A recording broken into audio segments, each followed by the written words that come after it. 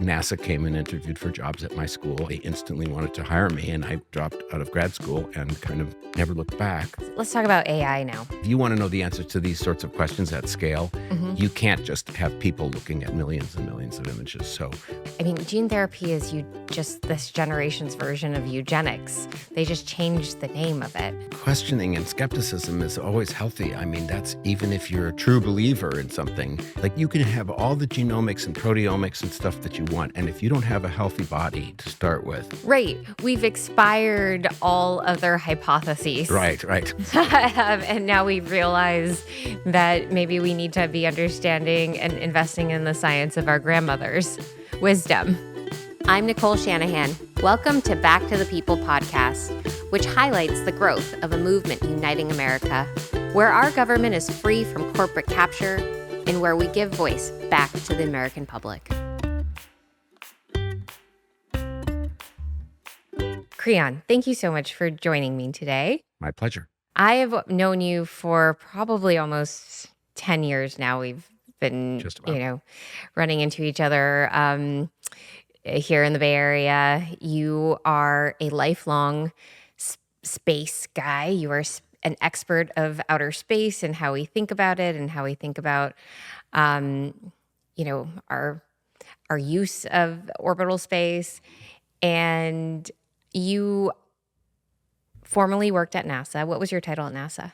I was just a research scientist at NASA, and eventually was kind of one of the chief scientists at NASA Ames down here in Silicon Valley. And so your background is applied physics. My background is applied physics, computer science, math. And now your current title is with Planet Labs. Currently, I've been for the last 8+ years full-time, and since Planet was in a garage in Cupertino, I've been associated with them because it was started by my friends at NASA and who I lived with down at a community house back then in Cupertino. And my title has been Director of R&D, and I also am the Chief Scientist for a bunch of projects, including our new satellite and our new AI group that's been stood up for about a year now. How many satellites do you have up there? I think we have about 200 in orbit right now. We've launched probably close to 600 over the course of the company's existence. Many of them have re-entered, but we try to keep around 200 in orbit so we can monitor the Earth every day. What made you interested in becoming a physicist and working in space? Well, when I was a kid, I was, by the way, just barely old enough to even be conscious of the fact that something had happened when JFK was killed. Like, I was 3 years old, I think. Mm-hmm. And then I was certainly conscious when Robert Kennedy Sr. was killed. That I remember quite well. But my father was a physician, but he was also a scientist, and he was a space and sci-fi enthusiast. And so these were the days when the U.S. space program was starting, the manned space program, and the first astronauts were going up into orbit, and the first moon missions happened a little later. And he would keep me home from school when a rocket was going to launch, because he thought it was so important, and we would watch the rocket launch on TV. So I was kind of programmed at a very young age to think this was the most important thing. And so I always wanted to work for NASA. And then NASA kind of contracted in the 1970s and early 80s when I was in school. And so I just kind of gave up on that. But then by a strange alignment of the stars, NASA came and interviewed for jobs at my school, and I decided, what the hell, I'm going to stay for grad school, but I'll just go to this job interview. And then they were interviewing for a project here in Silicon Valley at NASA Ames Research Center, which I knew all this stuff about because I'd been studying it just for fun. So I knew all the stuff about this project. So these, headhunters who were out in St. Louis interviewing engineering grads were like, you must come out and come for a real interview. So I came out and I met all the people who'd been doing the research that I'd been learning about. And so they instantly wanted to hire me. And I went to NASA, dropped out of grad school, and kind of never looked back. Spent 32 years there doing a whole bunch of different things. 32 years at NASA Ames? 32 years at NASA Ames. Wow, you must have seen it go through so many changes. It was the birth of the internet. I mean, Ames was one of the first 10 nodes on the ARPANET. So we had access really early, but then it started expanding through the NREN, and then it started expanding, into the commercial sector, and all that stuff took off. You know, laptops and all these things happened while I was a young professional. It was very interesting. What were some of your favorite projects that you worked on at NASA Ames? Oh, I worked on some early virtual reality projects before it was time, like it was too early. And I worked on some really cool scientific visualization projects involving like giant displays with hundreds of millions of pixels so that multiple people could interact with them at a time. And I worked on simulations of molecules and flow for various reasons. And then I got interested in optics and telescopes and astrophysics, did some work on that. And then space policy stuff, because I was working directly for General Pete Worden, who was running NASA Ames for the last few years I was there. And then started working on space mission design, which is kind of systems engineering, where you try and pull all these different things together: power, propulsion, communications, payloads, which in our cases for my interests were telescopes that were either looking at the Earth or looking at space. So yeah, those are some of the projects I worked on. And then right around the last few years I was at NASA, my friends who were at NASA founded Planet Labs in the garage in Cupertino, as it is done. And I started working with them. And then I went and joined that company in 2015. So I've been there full-time almost 9 years. I remember the first time I saw the Planet Labs satellite.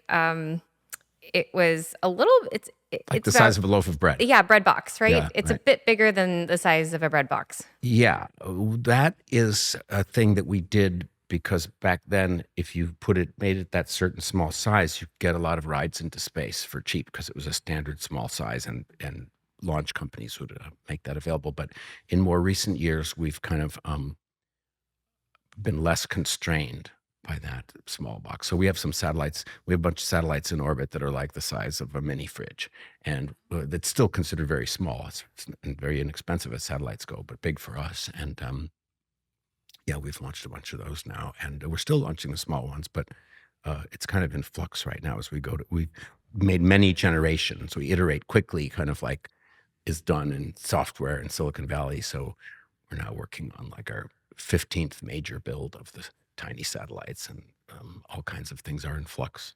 Let's talk about the significance of Planet Labs. What is Planet Labs' mission, and why is that important? Planet Labs' mission is to make imagery of the world, daily imagery of the world, accessible to everyone to improve the state of the world. We're actually, interestingly, what's called a public benefit corporation. So we're not strictly focused entirely on bottom line profitability. I'm sure you know about this. We have a profit. A B Corp.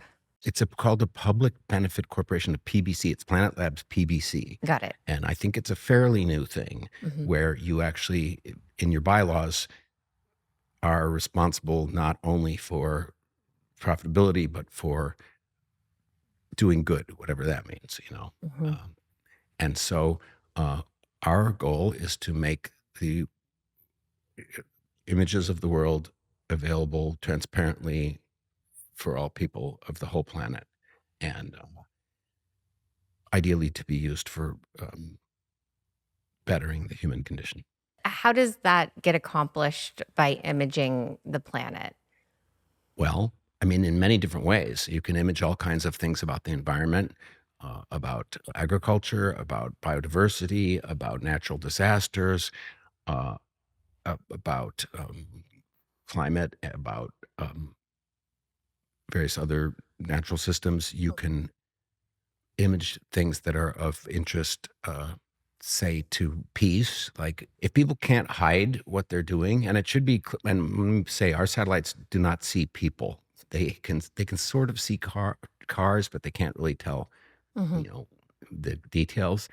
And they can certainly see ships, and they can certainly see large scale activities and buildings and stuff like that. And so if the world is transparent, people can't sneak around and do things like with our satellites. If someone goes in and burns a village down, we will see it. If someone goes and makes a military buildup somewhere, we will see it. And we image the whole planet every day. And the imagery is available pretty much to everybody. There's certain restrictions, like certain of the normal bad actor countries that we're not allowed to sell to. Let's talk about security because I think everyone listening to this capability is thinking of every way that this kind of information could be misused or abused. hmm Um, how do you guys maintain integrity in the use of this information? Well, as I said, there's certain nations that we just can't sell to, but it's a pretty short list. I'm sure you can guess who they are. And we have to vet our customers, and we're pretty careful about that. And everybody has to have credentials to be able to get these things. I mean, like login credentials and know your customer and all this kind of thing. A certain amount of data is made available for free for everyone, Hmm. just like NASA does. Like NASA has a lot of satellites, the image the Earth, and the data is Yeah, available for and everyone. national space programs all around the world do similar Indeed, they do. things. Indeed, they do. Hmm. Uh, and so, again, our data in general is not high enough resolution that personal privacy is an issue. Hmm. So that's fortunately for us not a really big concern. Now, there, although a little bit outside of my wheelhouse, but we've seen things, or some of our customers have seen things in our imagery going on in other countries, and they might put it in the newspaper or something like this, and the other country might be very unhappy that they have been exposed at doing a certain thing. Hmm. And so, this is a problem for us because uh, we have chosen in the past, for instance, to lose revenue from countries that cancel orders from us because they don't like that we exposed something that they were doing. But Hmm. it's kind of like we need to do the right thing. Hmm. Yeah, it does seem really important that, as these capabilities increase, that we have very embedded bylaws into the ethics of use, and certainly, ensuring that personal liberties are protected. Let me mention one thing about this. Yeah. By the way, as a U.S. company, I mean, we have offices and workers around the world, but we're headquartered in the U.S. And that means that we have to get licenses for launching and for imaging from the government. So Hmm. every type of imaging we do, every type of spacecraft that we launch, we have to go through a licensing process, just like other U.S. satellite companies do, to make sure that it doesn't violate at least national security or State Department issues. What is that licensing process? What body does that go through? What body of Oh, government? every government body's kind of getting there on the action. Hmm. The imaging part gets licensed through NOAA, the National Oceanic and Atmospheric Administration. The launch part gets licensed by the FAA, I believe, although that's in flux. The characteristics of what is and is not allowed, like how big of a telescope can we have and stuff like that, Hmm. is run out of the State Department. It's part of the ITAR process and all this stuff. And then there's also the communications aspects because we have to communicate with radio signals to and from the satellites. And so the FCC gets in on that. And so, yeah, a lot of licenses have to be obtained for operating in space. There are some people watching this and they think that privatized companies doing this work is better than just strictly this work being the work of the government. It is my guess is that's your feeling, but I would love to hear why you think it's important that private companies are still able to do this, or and that are not regulated out of the option of participating. Well, we're very grateful that we're not regulated out of doing this. Hmm. To some extent, in the last uh, decade or decade and a half, the government has become more um, enthusiastic about private companies both launching stuff into space and building and operating stuff from space. Private companies can be more nimble. They tend to move faster than the government space agencies like NASA or the European Space Agency, et cetera. On the other hand, the government projects are much bigger and in many ways more impressive, like the James Webb Space Telescope and the Landsat program and things like these big NASA programs. They may take 10, 15 years. but they're amazing. Mm-hmm. We do things smaller and at scale. It's more like a commercialization thing. So I think there's enough applications, cases, and users to go around who want different things. So it is hard though, because sometimes you find yourself competing with the government, and that's hard because they've got kind of very deep pockets, which Mm-hmm. we don't have. Mm-hmm. Mm-hmm. What's your favorite space program right now or project?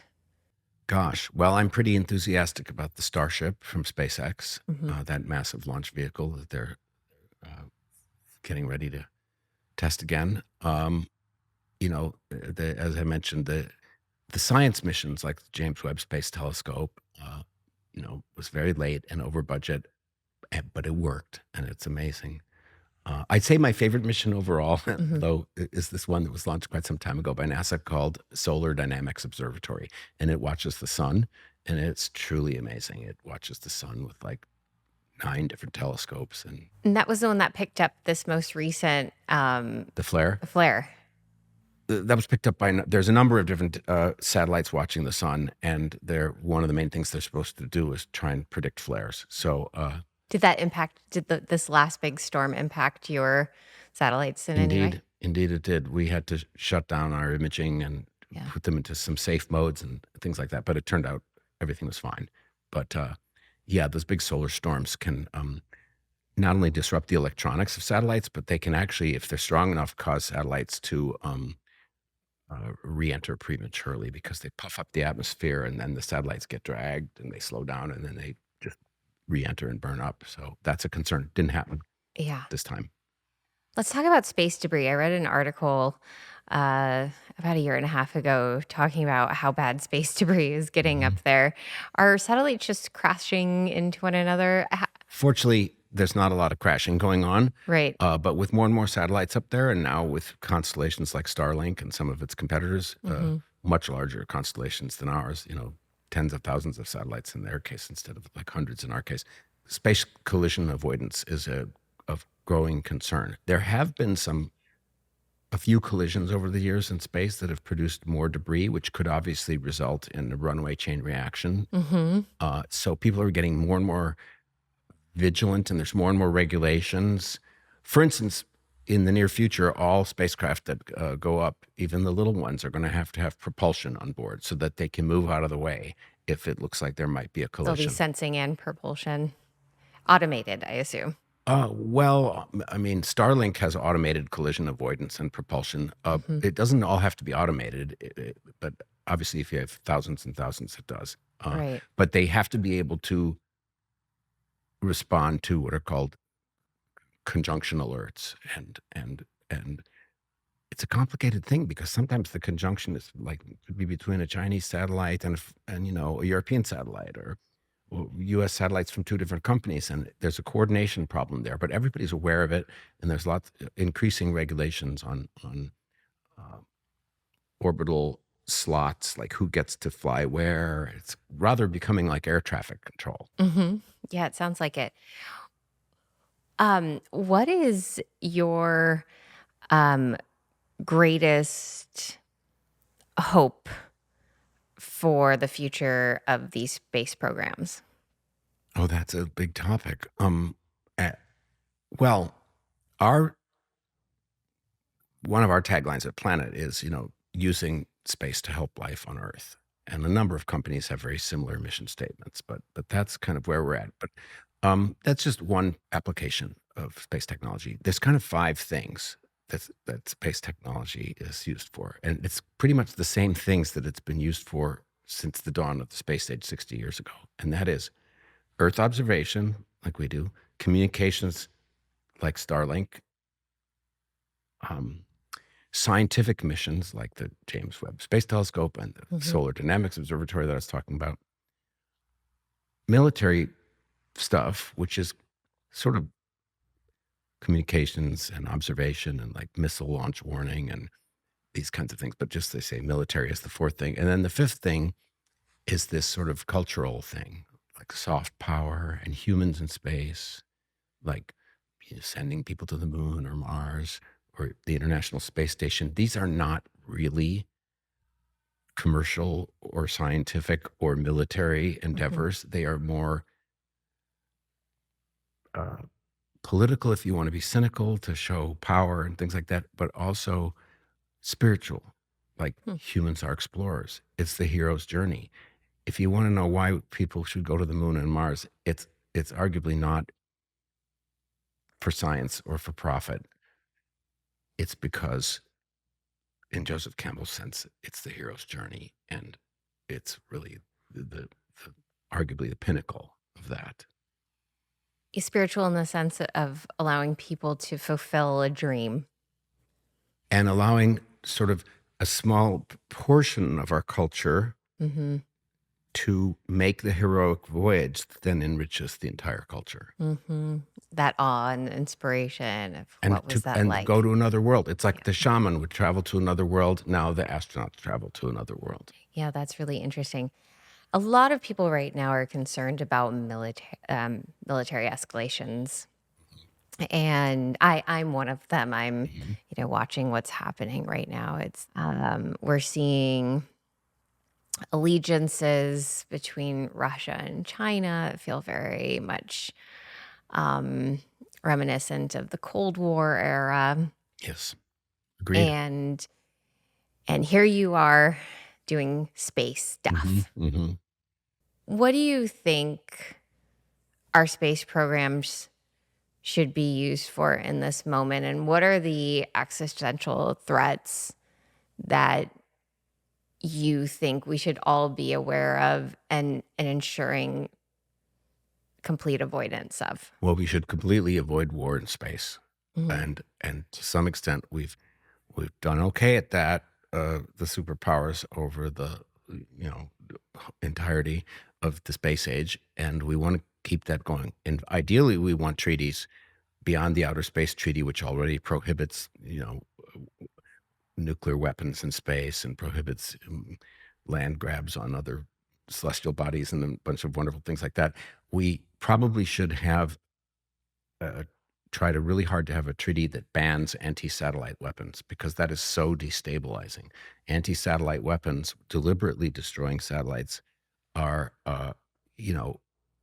arguably very destabilizing and sort of a first strike attack. Like, first you blind the enemy. So we really want to ban worldwide, through treaty, if possible, anti-satellite weapons. And that's the thing about that, is that's kind of in everybody's interest, because I think it doesn't matter, Russia, China, the US, nobody wants a war in space. It would be extremely destabilizing. It would cause potentially a bunch of space debris, which just pollute the commons. And I think that's important. I know a lot of people who are involved in policy like that in DC. That's not really my thing, but I would say that that's the word I get from them. And the Russian space program has been one of the more advanced space programs over the years. I mean, it's, where most of these missions start, and that the launch site, remind me the name of the launch site. Baikonur Cosmodrome in Kazakhstan. Oh, in Kazakhstan, that's right. But it's Russian controlled. But that's all Russian. Interestingly enough, a lot of the Russian rocket components and stuff are or were made in Ukraine. So yeah, I mean, the Russian space program was very advanced. They raced us to the moon. They sent a lot of landers to Venus, which we've never done. They had the first humans in orbit. It is kind of not as fantastic right now, because first of the breakup of the USSR, and then some of the developments in the West. Like, for instance, I'll give you for instance, Planet Labs back in the day when we were first launching, we used to launch with the Russians all the time. We would book Russian Soyuz launches because they were inexpensive and frequent. And Russian Soyuz, so that everybody knows, is the name of their spacecraft. The name of their rocket. And the name of their, it's confusing. It's the name of the rocket booster, with all the flames come out. And then it's also the name of the thing that they used to take crew and cargo to the International Space Station. And but the Russian Soyuz rocket we would buy launches on, and then two things happened. One is uh, the Russians went to war against our friends, and SpaceX totally outcompeted them Mm-hmm. with much cheaper access to space. So those things combined mean that we haven't launched on the Russian Soyuz in a long time. And it's not just Planet, like this is a worldwide phenomenon. So in a way, the Russians are hurting right now, as I understand it, in their space program. Of course, they're huge, so they still have activity. Mm-hmm. Yeah. Yeah, because at some point, American astronauts were learning Russian in order to be able to complete their Right. missions. Well, there was a period of like at least 10 years from when the last shuttle flew to when the first SpaceX uh, Crew Dragon capsule flew to bring people to the ISS, where the only way that U.S. astronauts could get to and from the ISS was on Russian Soyuz rockets. And that was even going on while we were, in conflict over Ukraine and stuff like that. Now, I think occasionally U.S. astronauts still ride on the Soyuz, but most of them now ride on the SpaceX Crew Dragon. Interesting. Let's talk about AI now. Oh, sure. Um, Computation and automation and all of the things that we use to measure our activity as it relates to our work in space. It has always been such that computer science has always been at the forefront of space travel. Mhm. There's this immutable relationship between the two. Sure. In fact, one might argue that a lot of the advances in computer hardware and computer software were driven by the Apollo program, but that was a long time ago. But it set a lot of these things in motion. And so AI is now front and center. Correct. I oftentimes get asked about AI, and I try to softly explain to people it's actually been around for a long time. Hmm. In your mind, when did you first see like automation and what we call artificial intelligence, which is, effectively just machine learning or sophisticated logic based computation? When did you first see that pop up in your work? Well, I mean, I was always interested in AI, even during the so-called AI winter in like the 80s and 90s, Hmm. and so I was kind of keeping an eye on it, although it wasn't really my specialty. And then when the first advances in deep learning came about, when was that? That was like approaching 20 years ago now, believe it or not, I think. But the first vision systems started getting good at identifying things, like you show them a picture and they could tell you if it's a cat or a dog or the Eiffel Tower, you know. So that started to happen, and then it just has taken off since then tremendously, with more and more sophisticated vision models, and now the language models, and now the multimodal models. And so this has been a really interesting thing to watch. I mean, I know the math and stuff like that, so it's especially interesting because the math is so beautiful behind this stuff. But Hmm. also, obviously, it's having like massive commercial impact and societal impact, and everyone's talking about it.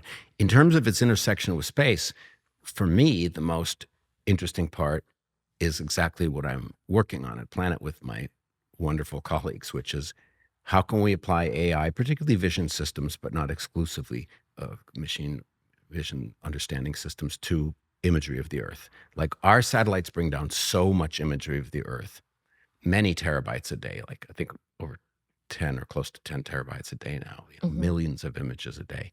No one can look at all that. Hmm. But if you want to ask questions like, where is this kind of crop growing right now, and where was it growing the same time last year? Or how many acres of California forest have been chopped down to put up wind turbines, or something like that? If you want to know the answers to these sorts of questions at scale, Hmm. you can't just have people looking at millions and millions of images. So we're very excited about the results we're seeing with using AI to analyze images and answer questions. There are a bunch of people starting to question the climate change narrative, and more so how we should be thinking about managing our climate. I've always been on the side of, and I actually looked at all of the different drawdown mechanisms, and the only thing I could ever get behind were nature-based drawdown solutions. I'm with you on that. Yay. And, part of it is because I don't think either one of us has a commercial conflict. So we're looking at this objectively.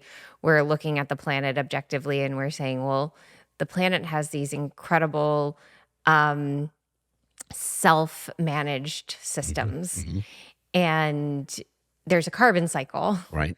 The carbon cycle is the cycle of life, how Right. things grow, how oxygen moves, how water moves through Right. ecosystems.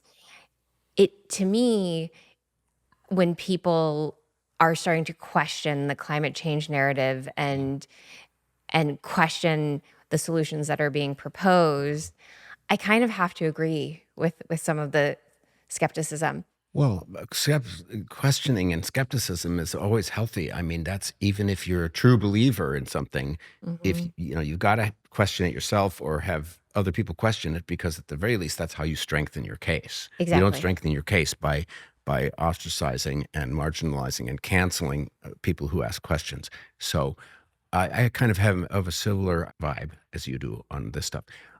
It's not really my field.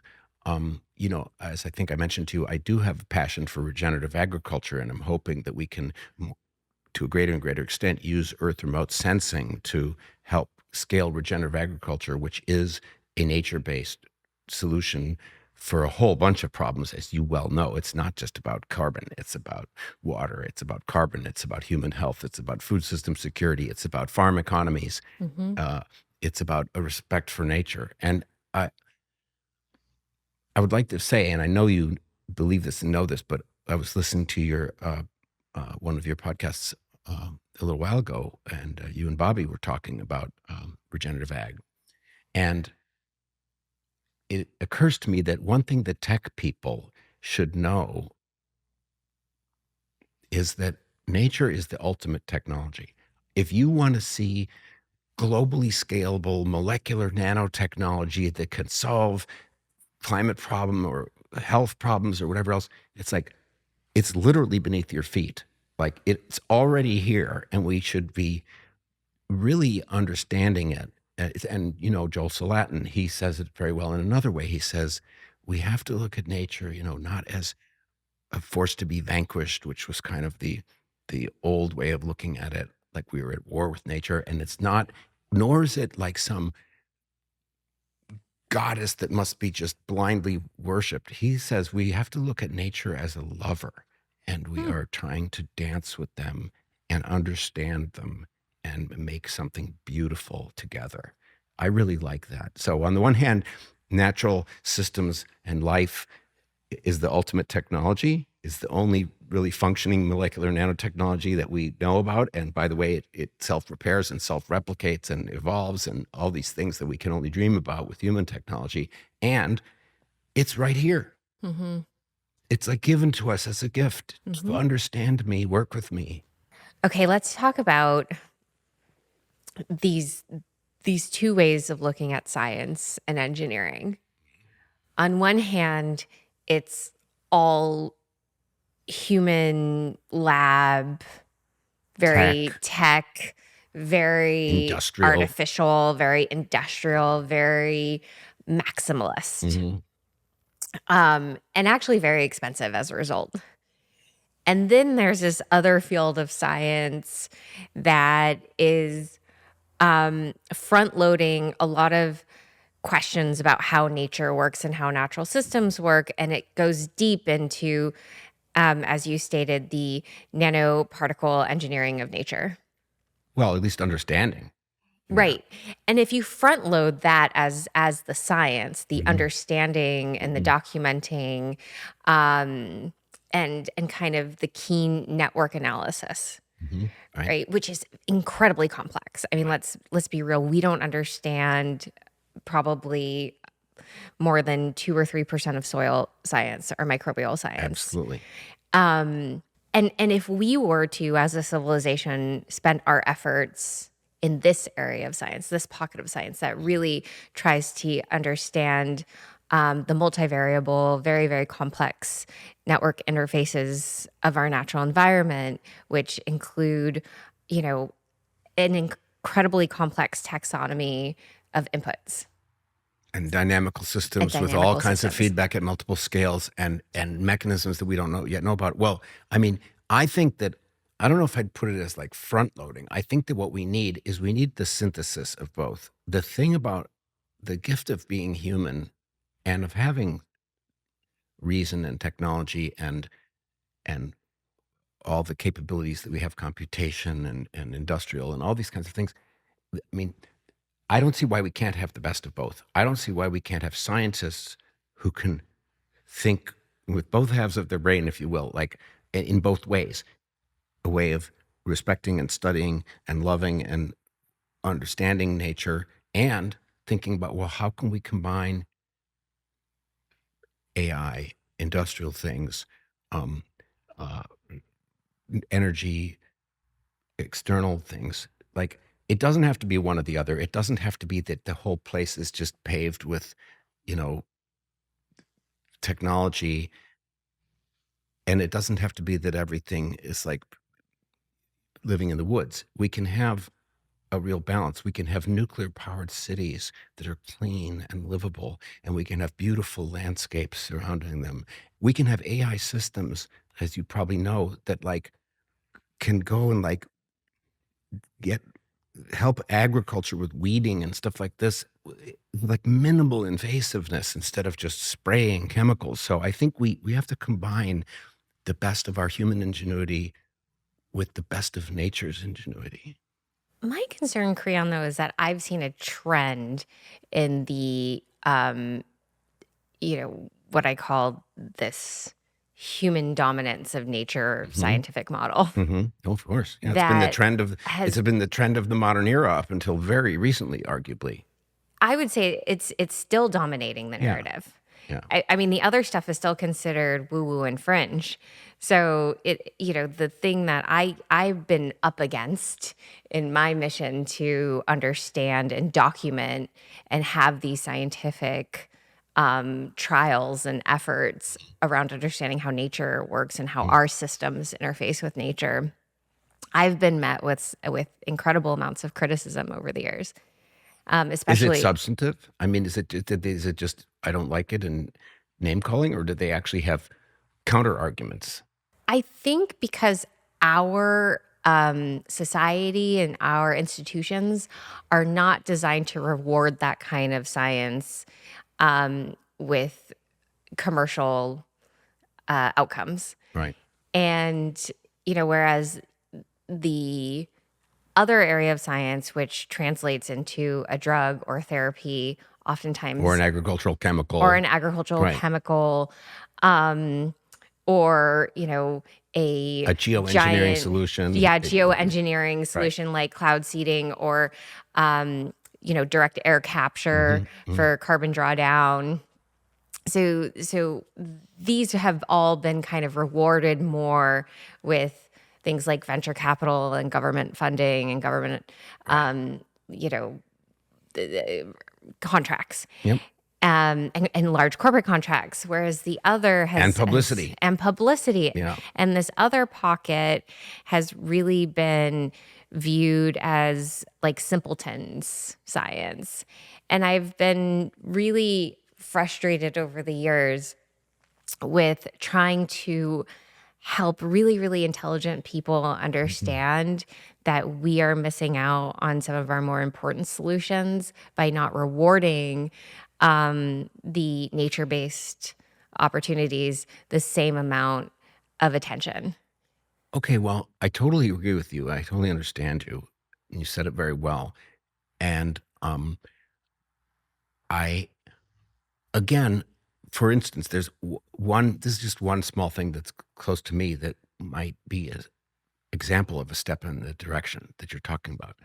So, with the remote sensing of the Earth that we do, um, one of the things that our company and others that we work with are very interested in is we want to get a handle on what are the actual external costs of our industrial processes that we're doing on the earth, mining and big ag and uh, big energy and these other things. And we need kind of as close as we can as an objective source of truth Hmm. of what the earth system services are worth and how much are we extracting without replacement. What are the true costs of a lot of these industrial solutions? Because and so I again think this is an example of we can combine technology, remote sensing, AI, understanding nature, and we can Hmm. come up with at least good guesses as to what does this policy or intervention or technology actually cost. I don't mean how much does it cost to build it. I mean, what cost does it either extract from nature or give back to nature? What in all dimensions. So again, I think that we have to apply our reason and in a humble way, our knowledge and try to really understand because it's not like all tech is bad, right? It's that it's a gift to us to apply and we can make the world a more verdant, beautiful, uh, diverse, productive, happy place with technology, or we can do the opposite. Like it's all up to us. And so I'm like, we have this gift of nature, we have this gift of technology and reason, and all these kind of powers that the gods have that we've these Promethean powers like AI, nuclear, all these things. It's a gift, and we can use it to make the world great, or we might not. But the more people understand the wisdom of nature, tech people, like they Hmm. should take a pause. They should study microbiology. And I don't mean genomics and, just the standard thing. They're like, well, we're using, like, you can have all the genomics and proteomics and stuff that you want. And if you don't have a healthy body to start with, Yeah. it's a Well, losing battle. and we've sunk so much into genomics to the almost complete exclusion of understanding cellular metabolic function. Metabolomics, they put an omics on it. I know, Now it'll metabolomics. become trendy. Yes. I have seen metabolomics pop up all over the place recently, which I Yeah, think is indeed. is really, really a welcome advancement. And it's far beyond time that we look at metabolomics because metabolomics gives us an understanding of our environmental interface because metabolomics is how we are interacting with our environment. It's the performance of our cells given our Yeah. exposome being the totality of our cellular exposure. Yeah. Yeah. Right. Right. And so, but you can't. It seems to me, and I'm not. I dabble in biology and I'm interested in it, but not really my field. But it seems to me, my experience has been, the more you learn about biology, the more awestruck the life appears to be. Everything from bacterial life to uh, macroorganisms like us. It's just every time we learn more, it's more miraculous, it's more beautiful, and it's more humbling. We've got a lot of catching up to do. But again, and I totally agree with you that there's a quick buck focus on a lot of this stuff. It's like, oh, we'll sequence this gene, we'll make a therapy. And, I suppose to be fair, like that could actually save a lot of lives and cure a lot of orphan diseases and things like this, is what they say, right? I don't think gene therapy is the answer. Okay, I no, think fair that enough. we've We just tried that. spent billions and billions of dollars to find that the yields on health are not what we thought they would be. Cancer What rates are about still targeted therapy in general? It doesn't have to be gene therapy, but like targeted therapeutics that are specifically built based on some understanding of molecular uh, specifics. looking at the data, it's just not panning out that Mhm. gene therapy is, I mean, gene therapy is just this generation's version of eugenics. They just changed the name of it. And my Well, they're not concern, proposing to kill anybody, so, right? They're just proposing to like go in and fix something, right? Well, it's basically looking at your genetic markers and trying to change and manipulate those True. genetic Okay. markers to get to some superior outcome. However, I think that there's ways for us to think about it more holistically, and Absolutely. metabolomics is definitely that path. I mean, they had to create a whole new field called epigenetics, Right. which effectively is thinking about the exposome, Right. and how our genes interface with an exposome. And even then, you get these very broad population studies. Right. And I think most people have now realized we've come to the limit of what looking at cellular metabolic health through the lens of epigenetics is even going to take us. It's still, Well, I have a feeling what's going to comes up happen is against resist. when it all, it wouldn't surprise me if at the end of the day, Mhm. it's going to just reveal common sense. It's going to reveal common sense like eat clean food, stay away from toxic chemicals, get out in the sun, you know, uh, Mhm.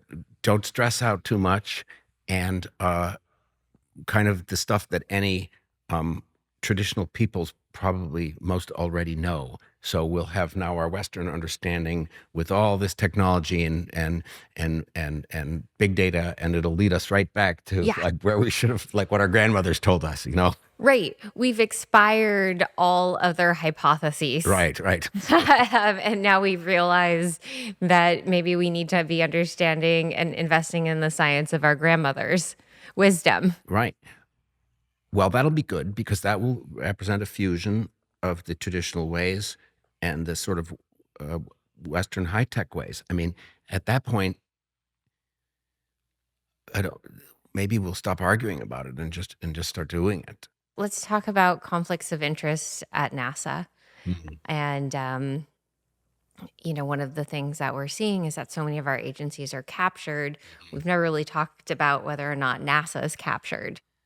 Well, to the short answer, I think is no, and and it's not like obviously I have a soft spot for NASA because I worked with them for a long time, and I also have my grudges, but NASA is different than a lot of these captured agencies because, somewhat different because, certainly NASA is not a regulatory agency. Like companies don't come to NASA and say, "Hey, approve our stuff and here's some money on the side." No, NASA buys stuff from companies, sometimes big stuff like rockets and spacecraft. But uh, and that process, as you probably know, there's in the government, there's RFPs, requests for proposals, and Mhm. then the government makes a request for proposals asking any companies that think they can do it, how much would it cost to do this? How long would you take? How would you do it, roughly speaking? And what's your history that says we should believe any of this? And all these companies put in their proposals to the government, and the government convenes committees, and they evaluate the proposals, and the companies are essentially bidding. You don't always have to take the low bid, but you kind of have to take the most competitive bid from a credible player.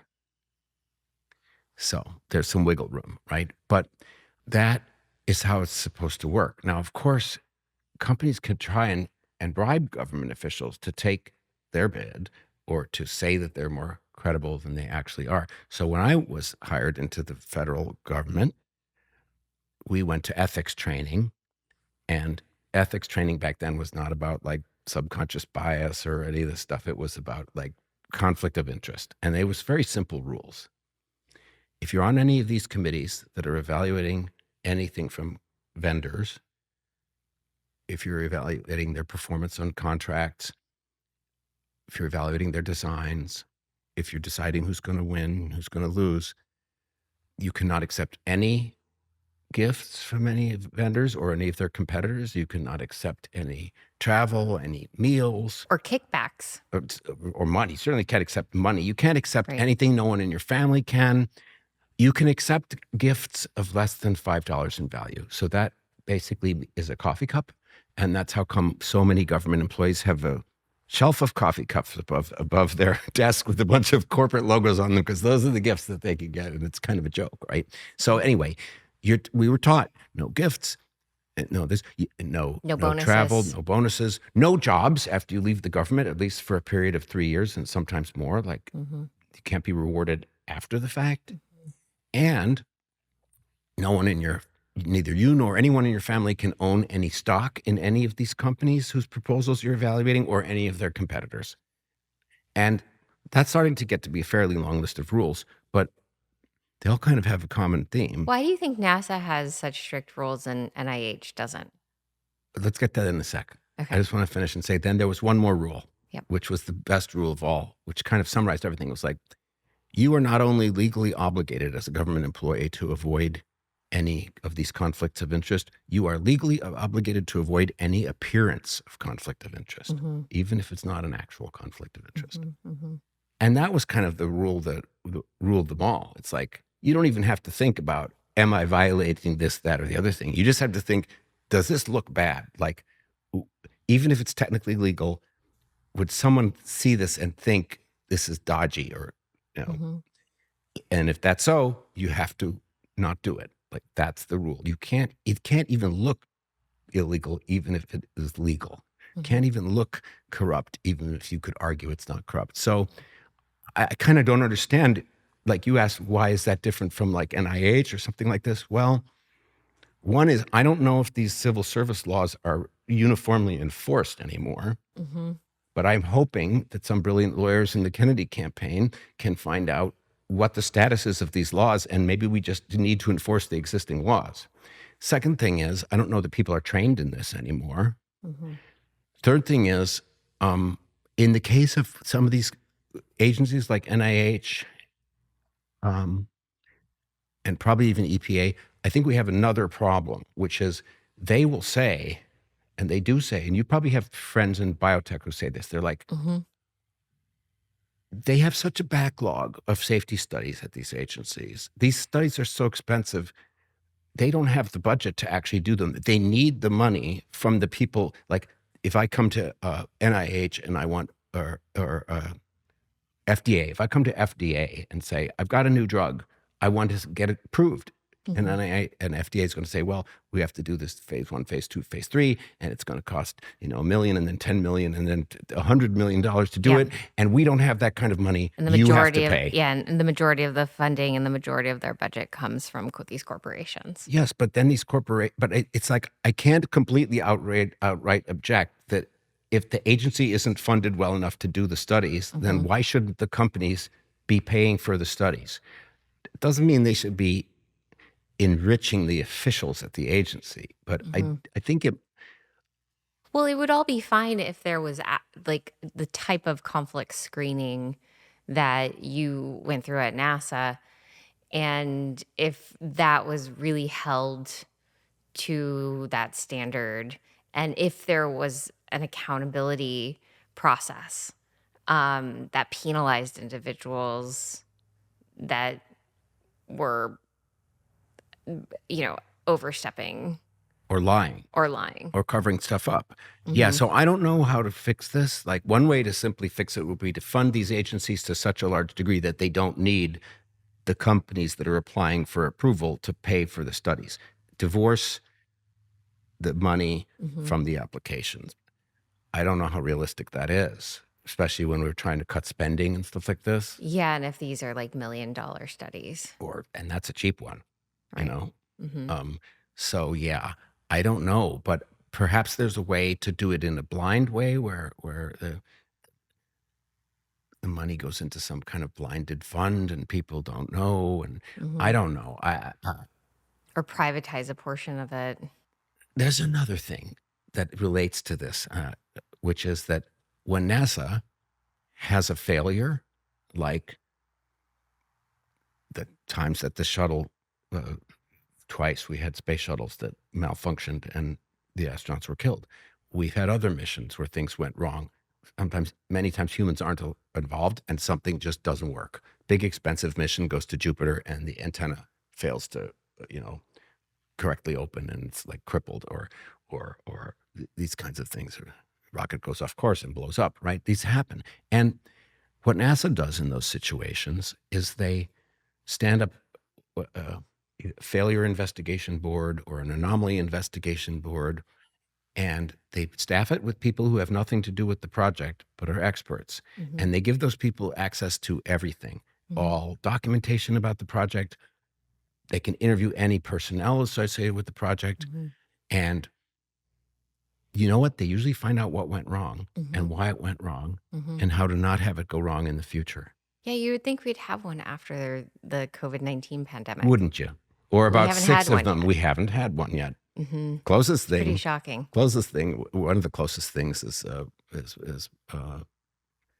Bobby's book. Right. But that's one. Yeah, Pandemic Accountability Commission. We could have a couple of them on a couple of different topics. The thing is, it's hard to find anybody who's not already taken sides on this stuff. Like at NASA, like no one really takes a side. It's like, this spacecraft didn't work. Let's figure it out. Yeah. There's less ego and less prejudgment involved. I think if COVID, it's like, yes, we should really definitely divided the country. Divided people, and so it's like trying to find a jury in a way, a neutral jury, and everyone's already got opinions about it. Well, we could try to grab someone from Sweden. That might not be a bad idea. Yeah, or Right. Somebody who's objective from an Asian country like Singapore might be able to remain somewhat objective, but yeah, it might be good to do it internationally. Actually, like an international pandemic tribunal. Well, tribunal is a loaded word, and I'm not saying I don't favor that either. Yeah, I mean, we know that we're biased, right? We're Right. like, it's definitely worthy of tribunal. Right. Yeah. But I think a failure investigation board would be a place to start, or just a retrospective. Yeah, I was hoping for that even during the height of the scare, but I've kind of, I wouldn't say I've lost Our government hope, was but I'm so not captured. I'm not holding my breath. I mean, every branch of our government was somehow being influenced by a single narrative. Yeah, and when you get into that level of I don't want to call it conspiracy, but when you get into that level of capture,